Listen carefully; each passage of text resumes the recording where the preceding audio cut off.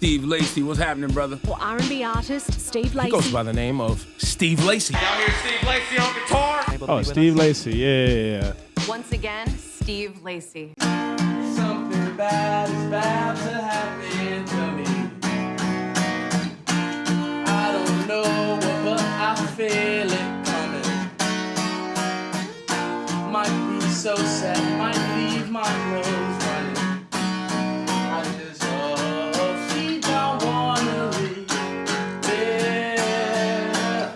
Steve Lacy was born in Compton, a city that gave us legends like Dr. Dre and Kendrick Lamar. But Steve's childhood in Compton wouldn't take the same routes that Kendrick and Dre speak on in their music. He was raised by his mother, along with 3 sisters, as his father passed away when he was only 10 years old. For his protection, he wasn't allowed outside much during his childhood and early teens. Steve's mother didn't want him getting involved with the wrong crowd, and an important part of that was attending church on Sundays.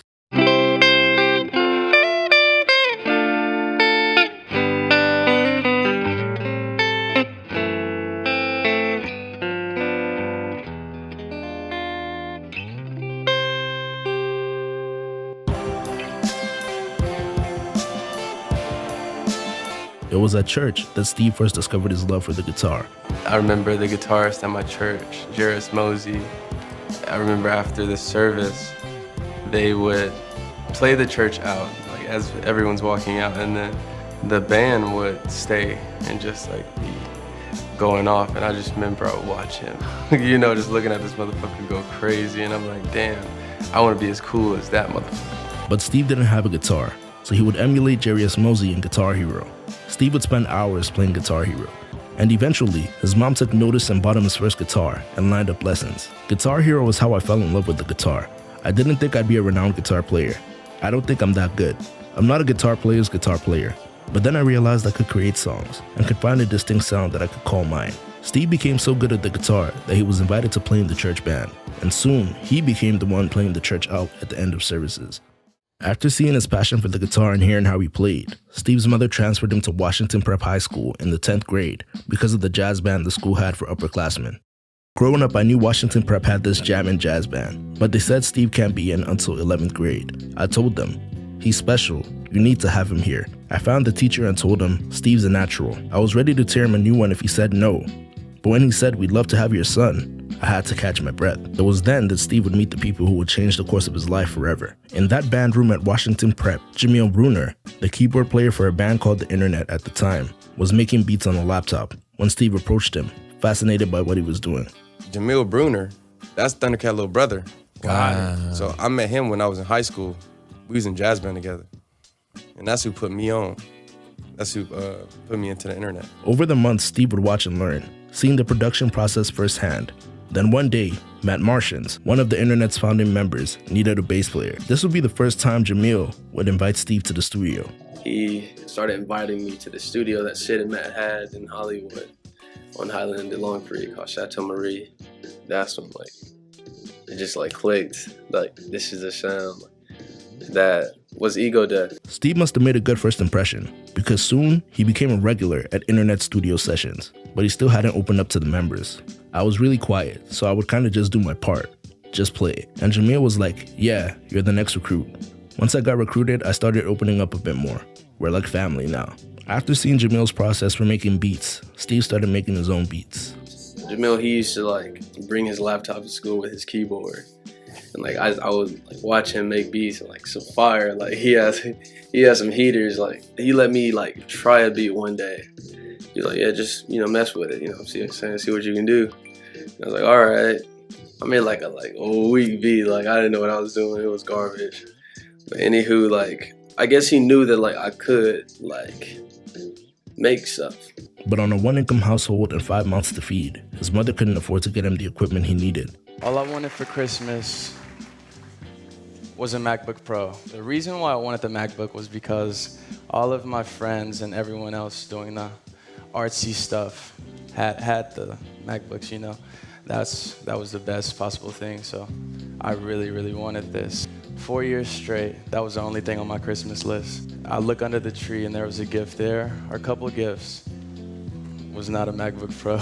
So he decided to work with what he had. He got hold of an iPod and jailbroke it, so he was able to work outside of Apple's restrictions.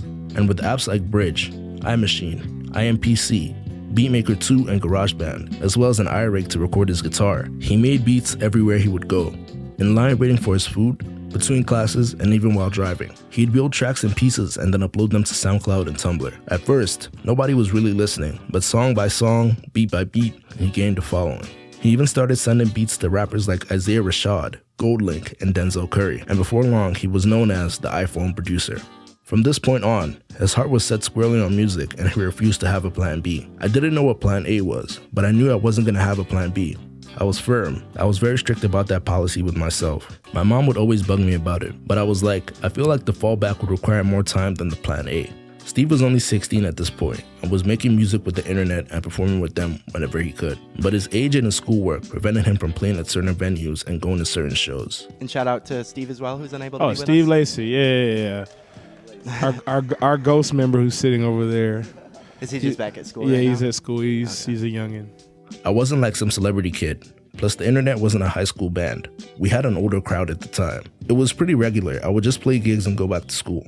In the summer of 2015, the internet released their third album, Ego Death, on which Steve was listed as not only an artist, but a co-executive producer. But unfortunately, due to him still being in the senior year of high school and just 17 at the time, he couldn't tour the album.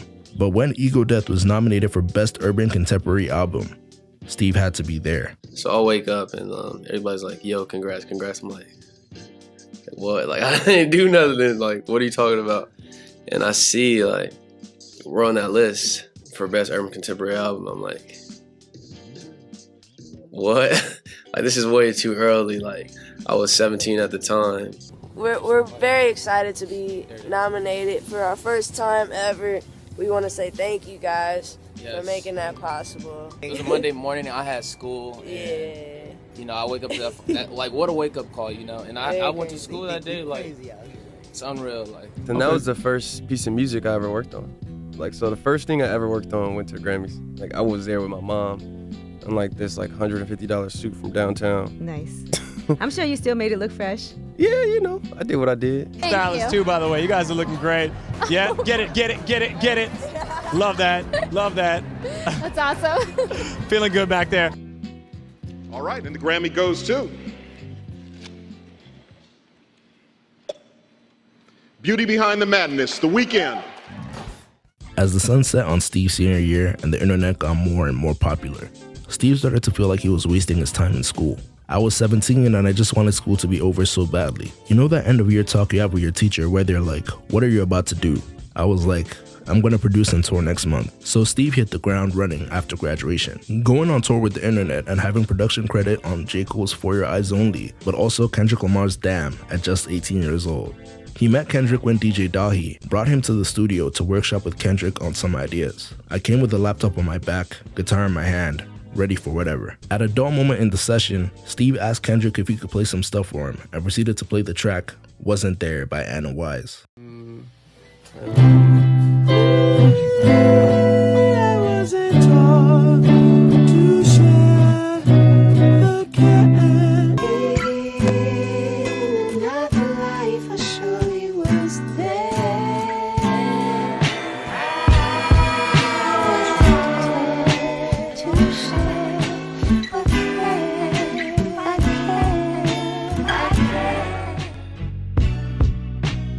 And as soon as I played it, he goes, yo, put your number in my phone. Kendrick called Steve later saying he might want to do something with the beat. And months later, the song Pride would feature not only vocals recorded off his phone, but a beat he had made on his phone as well. I was in London the first time it came out. I walked to the Starbucks down the street and I'm listening to the album. And by the time I get back to the hotel, Pride is playing. I'm crying. I'm like, what the hell is my life? In early 2017, Steve would release Steve Lacy's Demo, a less than 15-minute collection of songs that he had recorded on his iPhone at his mother's house throughout the last year or so. Steve released the tracks without re-recording any of the instruments or even mixing the project. This bigger project called Steve Lacy's Demo. From there, oh, thank you.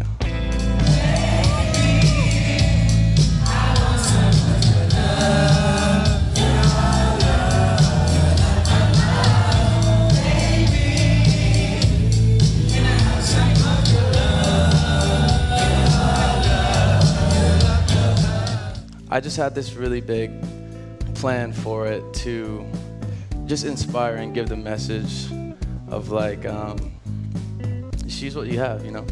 I wanted to make the best possible project that I can just on this phone. My manager was like, are you going to mix this? Are you going to re-record these vocals? You're going to re-record these drums? I'm like, nah, dude, that's it. Steve Lacy's demo on my phone. This is it. The hit song off the demo, Dark Red, currently sits at over 700 million streams on Spotify alone, and is his most streamed song by over 200 million streams.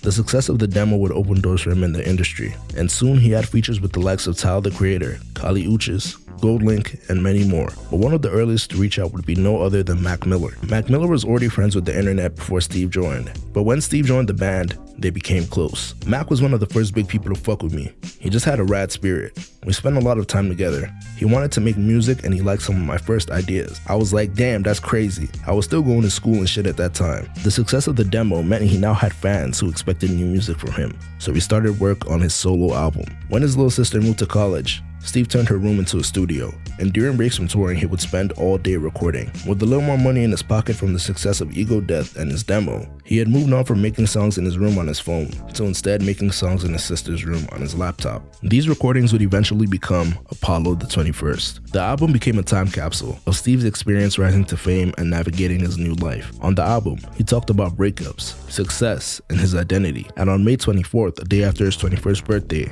he released the album. The album garnered solid reviews, but Steve felt like Apollo the 21st was a failure. I feel like I knew I didn't do my best on that album, so I was kind of like mad at myself, and in a lot of ways I thought that album was a failure for me. So really, yeah, because I knew I could have spent more time on it. I knew I could have did more. I knew I could have edited more. So I was kind of like sitting with that and being like, shit, like I just rushed this. I was too antsy to put something out. So I'm seeing everybody else. I just had this weird pressure on myself to just drop this shit when I didn't need to. But I still did it, and it came out, did what it did, you know, and I still ended up at the Grammys. So I was like, oh, you know. Imagine if I gave it my all. Right. No, Imagine that was if literally, I gave a fuck. Yeah. No, seriously. The album didn't chart, but with songs like Inside, Love Too Fast, and Playground, Steve was once again nominated for the Best Urban Contemporary Album at the 2020 Grammys. But again, lost to Lizzo's 'Cause I Love You.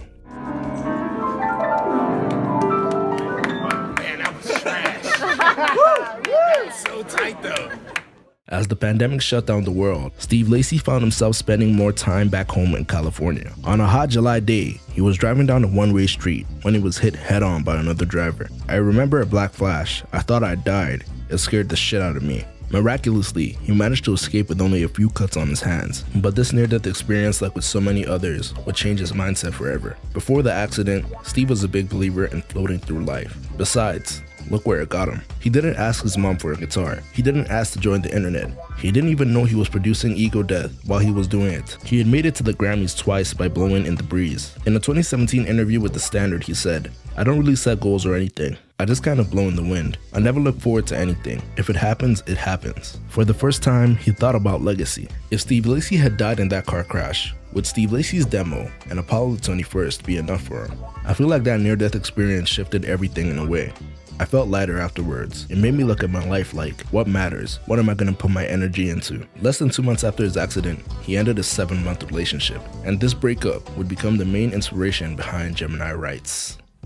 So with a broken heart, an astrological theme, and a new drive to build a legacy, he spent the next 2 years pouring everything into his album, recording over 300 songs. Gone was the time where he would record music by himself on his phone. For this album, he needed a bigger sound, so he began working in professional studios and with other producers for the first time. I definitely opened myself up to bringing people into this process. I needed an outside voice. I wanted to expand. I wanted this one to sound bigger and better. I was just in the studio, grinding and writing, through all the anger, all the sadness. I felt like the studio was a gym. I was getting my reps in. In the end, Steve cut Gemini Rights down from 300 to 10 songs, spanning just 35 minutes. The rollout for the album started in June, with the release of Mercury, Bad Habit, then Sunshine. And then on July 15th, Gemini Rights was released. Wanted me, I wish I knew. I wish I knew you wanted me. I wish I knew. Some of that song. I wish I knew you wanted me. Gemini Rights debuted at number 7 on Billboard and sold over 30,000 units in the first week of release. But not even Steve could have predicted how far this album would go. The sped up version of Bad Habit would go super viral on TikTok, with over 1 million videos being made using the sound. At the recording of this video, Bad Habit has over 500 million streams on Spotify. This turned Steve into a superstar overnight. He had gone from playing bass for the internet, usually off to the right or tucked in the back, to being one of the biggest musicians on the planet. He became so viral that concerts had to be moved to bigger venues and tour dates were added due to demand. There were even stampedes at concerts overseas. For the third time in his career, Steve Lacy has been nominated for a Grammy as an artist, receiving nominations in 5 categories this year alone. With the success of Gemini Rights, a sold-out tour, and cosigns from some of the biggest artists in the world, the future looks bright for Steve Lacy. In the end, the story of Steve Lacy sounds like fiction. Going from a kid trying to emulate the lead guitarist at church playing Guitar Hero to the #1 song in the country through a series of fortunate events in GarageBand seems almost impossible. But every now and again, we're reminded that it's only impossible until you do it.